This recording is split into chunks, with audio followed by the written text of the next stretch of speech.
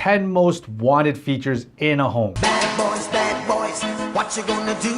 What you gonna do when they come for you? Separate laundry area. Nobody wants to take up valuable space anywhere in the house. People want a designated laundry room. People want to be able to have a folding area, hanging area, or just a laundry area to get away from the rest of the family. Patio. Who doesn't like sitting outside in the summer? We have beautiful summers in Ontario. Just make sure if you're building a patio, make sure you have the proper permissions and permits. Make sure your deck meets the zoning bylaws in your area. If it's 4 steps or higher, it needs a railing. Hardwood flooring. This is a no-brainer. Everybody loves hardwood. It looks great, it's easy to maintain, and it lasts forever. Nobody likes carpet. Like, who?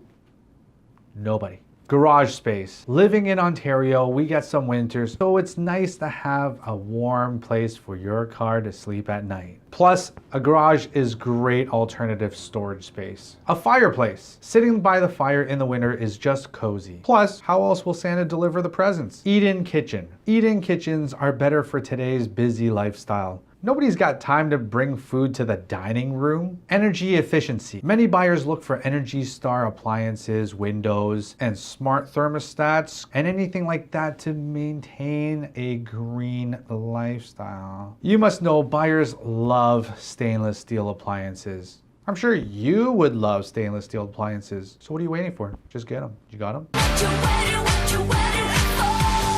Kitchen island. People want more counter space. Whatever you have in there, just add a kitchen island. Just shove it in there.